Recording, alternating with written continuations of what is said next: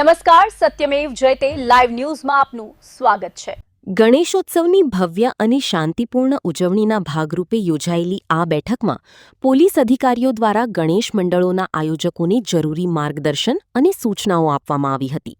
ખાસ કરીને ગણેશ મૂર્તિની ઊંચાઈ, મૂર્તિ સ્થાપના અને વિસર્જનના નિર્ધારિત રૂટ, ટ્રાફિક વ્યવસ્થા તેમજ ડીજે અને સાઉન્ડ સિસ્ટમ સંબંધિત નિયમોનું ચુસ્તપણે પાલન કરવા તાકીદ કરવામાં આવી હતી। ગણેશ મંડળોના પંડાલો ખાતે પૂરતા પ્રમાણમાં સ્વયંસેવકોની વ્યવસ્થા કરવા તેમજ રાત્રિના સમયે પોલીસ પેટ્રોલિંગ વધારવા અંગે પણ ચર્ચા કરવામાં આવી હતી। ગણેશ સ્થાપના અને વિસર્જન દરમિયાન શહેરની ટ્રાફિક વ્યવસ્થાને અસર ન થાય તે માટે આગોતરું આયોજન કરવા આયોજકોને સૂચના આપવામાં આવી હતી।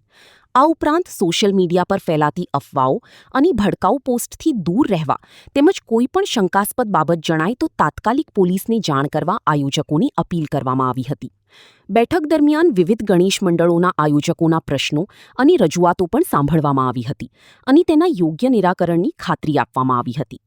14 સપ્ટેમ્બરથી 25 સપ્ટેમ્બર સુધી યોજનાર ગણેશ ચતુર્થી વડોદરા શહેર પોલીસ માટે એક પડકાર છે અને શહેર આ ઉત્સવને ખૂબ શ્રદ્ધા ભક્તિ અને ગ્રાન્ડિયર સાથે ઉજવે છે અને સ્થાનિક લોકો, રાજ્યના અન્ય વિસ્તારોના લોકો અને સાથે સાથે દેશ વિદેશથી પર્યટકો પણ ગણેશ સેલિબ્રેશનને જોવા માટે આવતા હોય છે।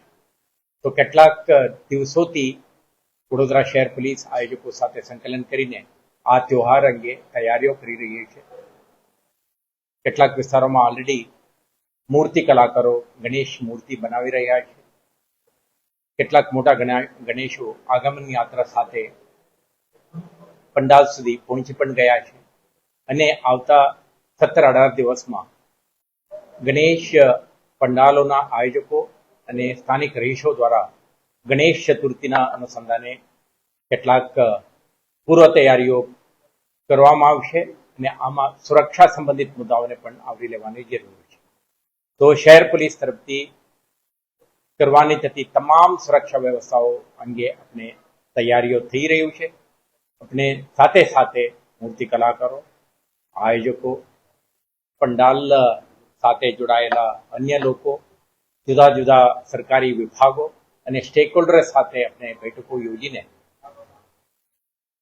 સીમલેસ સેલિબ્રેશન માટે આપણે તૈયારીઓ કરી રહ્યા છીએ।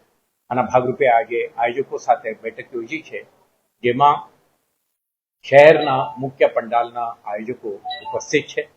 એમના સાથે આપણે સંવાદ કરી રહ્યા છીએ કે જ્યારે આગમન યાત્રા વખતે, સ્થાપનાના દિવસે અને 11 દિવસ ઉજવનાર તહેવાર દરમિયાન અને વિસર્જન વખતે એમના તરફથી કયો પ્રકારના સુરક્ષા સંબંધિત મુદ્દાઓને ધ્યાને રાખવું જોઈએ અને કયો મુદ્દાઓ બાબતે વડોદરા શહેર પોલીસ સાથે સંકલન કરવું જોઈએ તે અંગે આપણે વિસ્તૃત ચર્ચાઓ કરી રહ્યા છીએ। અને મને વિશ્વાસ છે કે આયોજકો જેવો આપણે કરીએ શકીએ કે વડોદરા શહેરના કલ્ચરલ એમ્બેસેડર છે, ત્યારે શહેરના આ સાંસ્કૃતિક વિરાસતને વધુ સરસ રીતે પ્રેઝન્ટ કરવાના પ્રયાસો કરતા હોય છે।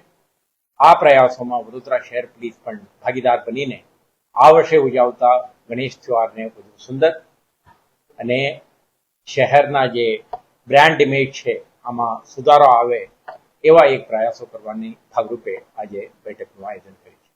સર, જે આપણે બધું ગણેશ મંડળ જે લાઉડ સ્પીકર જે વગાડતા હોય છે મોટા અવાજે, એ લોકો માટે કોઈ માપદંડ તૈયાર કરવામાં આપણે તમામ વસ્તુઓ આ મીટિંગ દરમિયાન ચર્ચા કરી છે।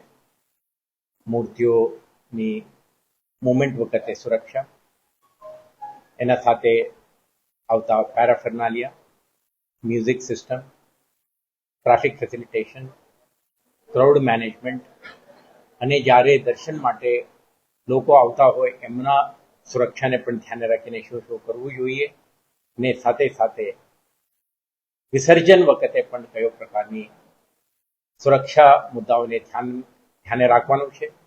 અને વડોદરા મહાનગરપાલિકા સાથે સંકલનમાં આપણે 11 જેટલા કૃત્રિમ તળાવોની રચના કરી છે। તો આ તળાવોમાં કેવી રીતે વિસર્જન કરવા માટે પણ સુરક્ષા વ્યવસ્થા ગોઠવવામાં આવશે અને આ તમામ પ્રક્રિયામાં આયોજકના ભૂમિકા અંગે અને વડોદરા શહેર પોલીસ અને આયોજકો કેવી રીતે સાથ સહકાર અને સંકલનથી આ કાર્યક્રમને એક સુરક્ષિત માહોલમાં સંપન્ન કરવા માટે તમામ તૈયારીઓ કરવા અંગે આપણે ચર્ચા કરી છે. સર, કોઈ સ્પેશિયલ પ્લાન કે એક્સ્ટ્રા ફોર્સની માંગણી સરકાર પાસે કરી છે? આ અંગે આપણે વખતો વખત અપડેટ્સ આપીશું. આજે 18 દિવસ પહેલા આપણા પૂર્વ તૈયારીના ભાગરૂપે તૈયારીઓ ચર્ચાઓ કરી રહ્યા છીએ. જ્યારે ગણેશ ચતુર્થીના દિવસ નજીક આવે ત્યારે સુરક્ષા અંગેના અન્ય વિગતો તમારા સમક્ષ